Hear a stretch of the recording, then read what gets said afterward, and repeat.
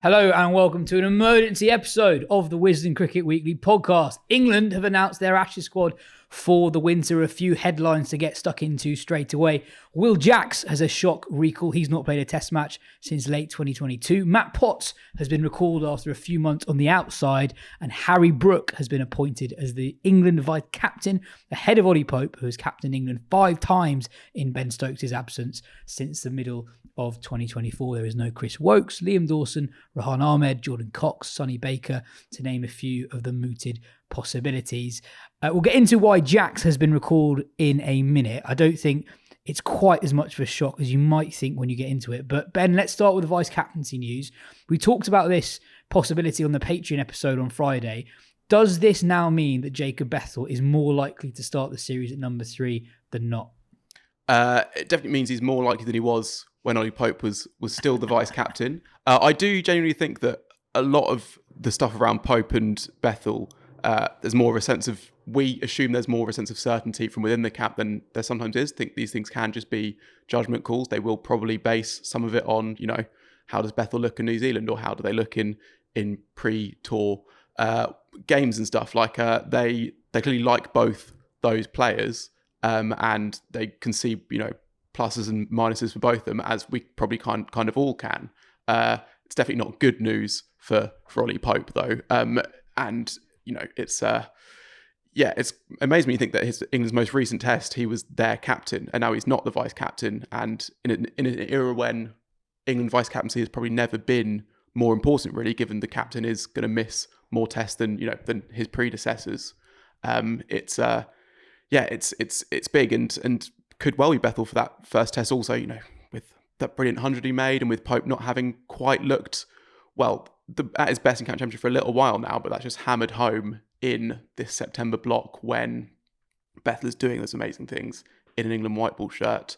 It's definitely, I'd say, a toss-up at the moment. Maybe more like, not maybe 55 Bethel, 45 Pope, but also I wouldn't be surprised if even they don't know yet. So I'm not sure if there's a way that we can. Yeah, Lawrence put it quite interestingly on the pod the other week that England might see it as who are Australia more likely to fear, Jacob Bethel or Ollie Pope, and it might be at this moment Jacob Bethel. I think it would be brutal on Pope if he does not make the 11 for the first test match. He's not let England down really since coming into the side at the start of the Bazball era. He's captained them 5 times in the last year or so. His record at 3 is really good, an average of 41. And remember that he was the guy to volunteer to go there when it wasn't really his natural position and there wasn't anyone in that spot at the time. But equally, he's not really been able to dispel perceived weaknesses around his game recently. His scratchy starting and his inferior records against the best sides in the world, India and Australia. He averages 27 against India and 15 against Australia. He had a chance to right that wrong this summer, and it looked like he was going to do it with that 100 in the first innings at Headingley. But at the end of it, he averages 34 on a series of really flat tracks. On those scratchy starts, by the way, he's passed 40 just 6 times from 44 innings against Australia and India. So the Pope thing, you can sort of see it both ways. But equally, it is a huge gamble either way on Jacob Bethel. This is a guy who has yet to score a first-class 100, but they've potentially seen enough of him and enough of Pope to think it's a gamble worth taking. Yeah, and especially with Bethel, when you consider where he was just a few weeks ago, when it looked like he was in that little sort of a slump that basically all young batters have, having not played as much as he should have during the summer, as he in England now kind of admit. And, even during the 100, it wasn't quite going to plan. And then that 100 happens against South Africa. And that just shows how quickly things can change again in both directions. And yeah, that's why you so don't want to talk in absolutes about saying that one guy's definitely this or definitely not. Like the Pope thing against Australia, for example, it is fair. He definitely has not got as many runs against them as he would like. He's also played 2 games against them in the last 4 years. Exactly. That 2023 summer, I think he would have thought that was his chance to right that wrong. And then he injures his shoulder and also has to then play 2 innings on that knackered shoulder, which, then pulls his average down a little bit more, which he might think like, hang on, can you not take that into account? Like I was injured for that and I still went out and batted. And Bethel, yeah, he's not done much, but he's also not done nothing. We saw his game against, his technique against pace and against seam bowling in New Zealand last winter. So it's not as if they're picking like, a total sort of guy who they know can only hit one sort of level but can't go to the next level. That's kind of not really what Pope is, because he can play these freakish innings that other players can't. And it's not like if they back Bethel, they're backing someone who is only on promise, who they've just seen hit some good shots in the nets. He has done some things in an England shirt. You wonder as well with Pope, where he's got this brilliant record in the first test of series and tends to tail off. Why don't they just pick him for the first game or two, and then even if he's gone all right, it's like no, Bethel's our end of series specialist. You had your go. I agree with you though in that I don't think it's a certainty that either way after this call. Good to see Matt Potts back in there. He's done very little wrong, in my opinion. There was a perception that he'd faded physically in the second innings of the Hamilton Test match last winter. But I think it's one of those where you look into it and you're like, you can't judge this guy too much on that performance. So in the first innings, where New Zealand did score quite a few runs, he was England's best bowler. He took a fourfer. He bowled 28.1 overs. Then England, in response, bowled out for 143 from just 35.4 overs. So he didn't really get a huge rest. He's not been outstanding in the county championship this year, but none of the other contenders have been. Sam Cook, for example, he was someone we were talking loads about at the start of the summer, and last winter he's had a quiet season. Bowlers who normally dominate the championship, like Ollie Robinson, Craig Overton, Dan Roll, haven't been as dominant this year. It's been a bat-heavy year. Let's go to what a lot of the headlines will take. Will Jacks. He's not played a test match for nearly 3 years. He's only played 5 first-class games in the last 2 years. Why have England picked him? So, look, and also I think the headlines are going to say he's England's second spinner, which he is, because they've got 2 spinners in that squad, and he is one of them. But I think what they've really done is kind of picked him as their Ben Stokes backup, more as their sort of Bashir fill-in if he does get whacked. Obviously, he might end up having to fulfill that role if that does happen to Bashir. But I think we got a hint of this in the last test of the India series when Stokes gets injured. What England have done all the time previously when Stokes has been injured is to go with a number 7 sort of seam bowling all-rounder. So they generally a Chris Wokes. They didn't do that this time. They went with Bethel at number 6 and then no spinner with Bashir also injured. Now, they ended up actually not using Bethel's bowling lows, and I think what this indicates is they think that Bethel's bowling is not good enough to be that spinning fill-in. But I think it also indicates that they've gone with Jacks. They don't think that spinner has to be especially brilliant. That basically, they think Bashir has a chance of taking wickets in Australia, and I think they think that no other spinner really has that much of a chance. So that means that Stokes gets injured. So they don't have a seam bowling rounder really to replace him at the moment. So then you go with Jacks comes in at 7, then you probably go 4 seamers. That would be the preferred make of the side if Stokes goes down, and that's what Jacks gives you. And actually, his overall bowling record doesn't look that great, but he had at least his experience in this role of just bowling loads and loads of overs. So the 2022 County Championship, he averaged just over 50 with the bat, just under 50 with the ball, but bowled a load of overs, bowled like 260 overs when Surrey were doing a similar thing to England of having loads of seamers and then Jacks in that top 6 or 7 to bowl a volume of overs. That's also kind of why England picked him for that Pakistan tour in a similar sort of role. He then goes and takes 6 for in that first test, but if you go and watch it, he wasn't ripping through Pakistan. It was more that he bowled so much and they had to kind of get out to someone, but it did show at least that he could bowl that volume, and he's not that easy to whack out of the attack, which I guess they try to go just under 4s and take 6. So that's what my thinking is that's what I think England's thinking is that that's how they plan to rejig the side if Stokes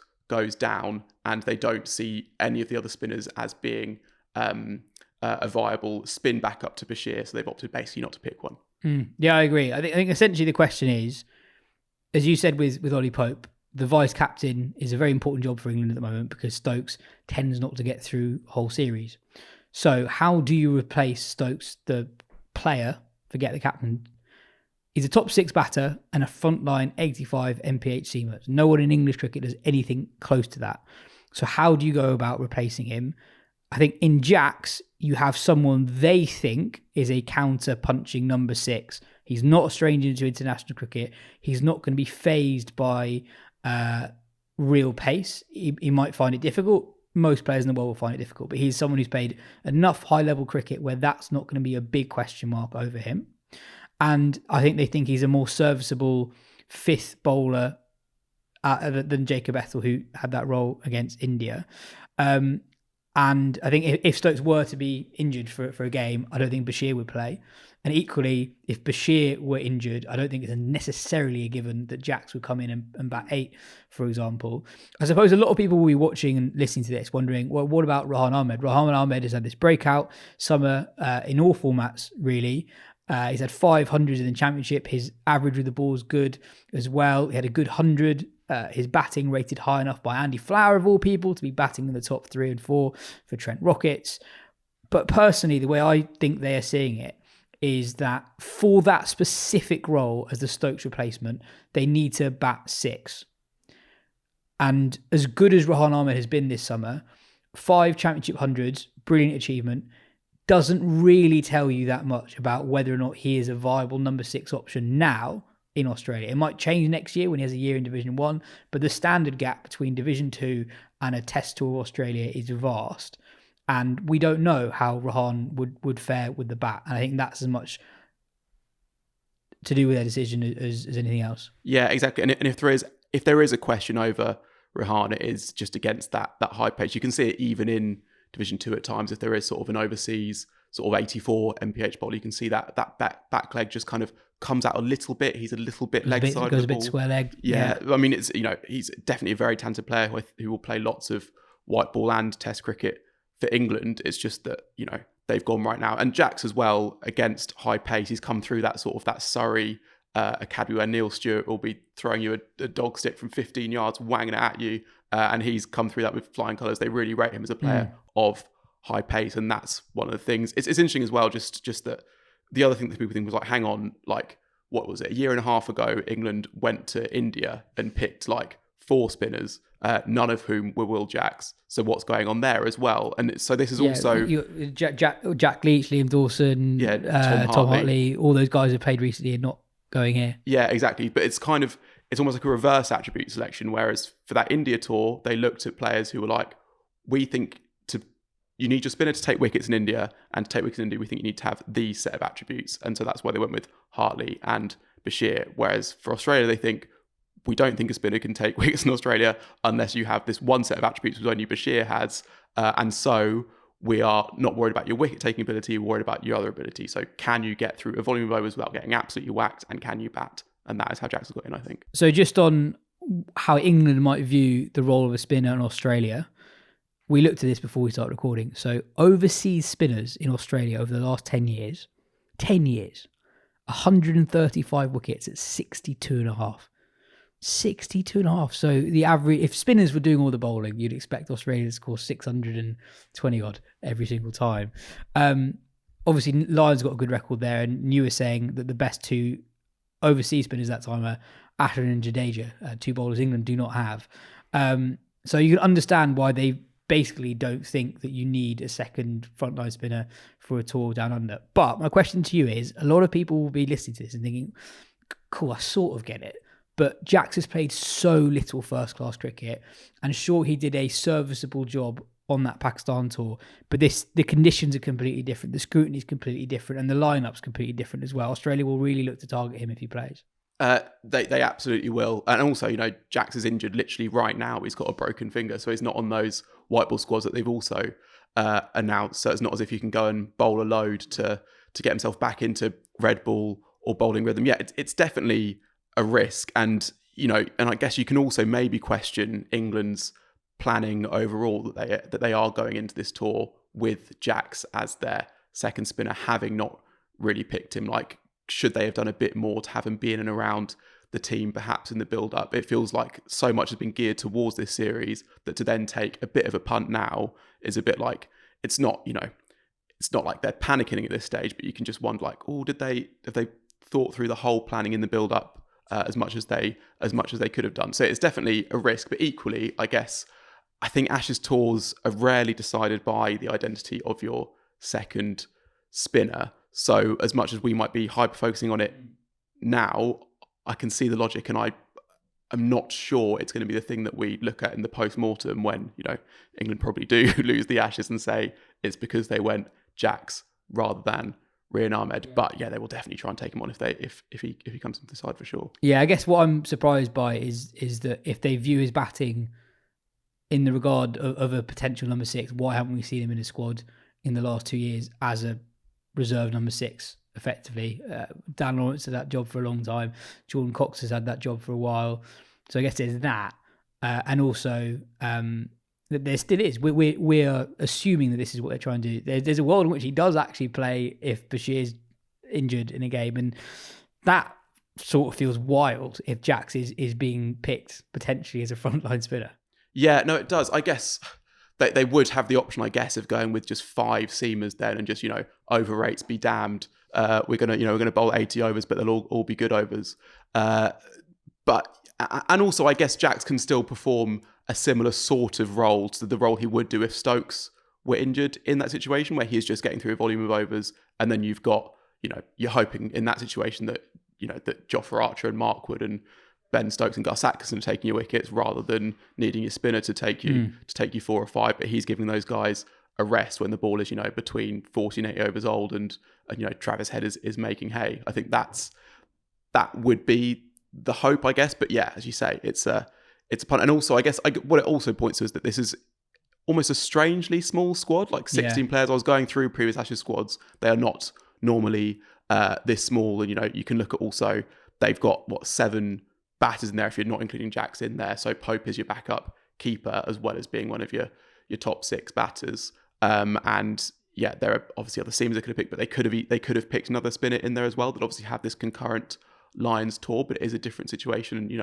I think people talk about rolling an ankle on the morning of a game more than it actually happens, but it does sometimes happen. McGrath did it. Praveen Kumar did it. We were talking about on the Patreon pod as well in 2011. It does sometimes happen, and you also need to have a squad that is prepared for that, as well as for the injury 3 days out of the game, and as well as for the losses of form and everything else. And I do just wonder if just a couple of extra players might just give them that little bit more leeway. But then also, sometimes they do just add players later on as well. So yeah. Well, that's everything for today. We'll be back with a full weekly show with Butch and Phil tomorrow.